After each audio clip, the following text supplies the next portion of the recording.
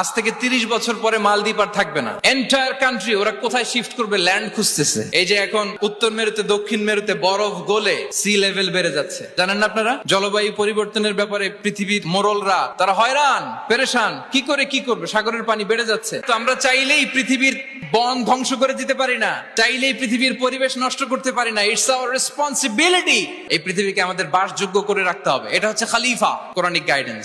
আরব বিশ্বে তারা একটা কথা বলে যে আমরা হচ্ছে নাহনু উম্মাতু ইকরা, আমরা এমন জাতি যে জাতির প্রথম কথাই ছিল কি, ইকরা, পড়ো, রিসার্চ করো, গবেষণা করো। আমাদের ক্লাসিক স্কলাররা তারা এটা করতেন। আমাদের আল বিরুনি ছিল, আল কিন্দি ছিল, জাবির ইবনে হাইয়ান ছিল, খাওয়ারিজমি ছিল। তারা গোটা বিশ্বকে চ্যালেঞ্জ করেছেন, তারা দেখিয়ে গিয়েছেন। এখন এটা এই নলেজ ট্রান্সফার করে ওয়েস্টের কাছে এসেছে, খুব ভালো, আবার আমাদের কাছে যাবে, আমরা শেয়ার করবো এটা। তাই কোরআন নলেজ সিকিং এর ব্যাপারে, রিসার্চের ব্যাপারে, ইনোভেশনের ব্যাপারে আমাদেরকে উৎসাহিত করেছে। কোরআন মানুষকে মানুষ হিসেবে কনসিডার করতে বলে।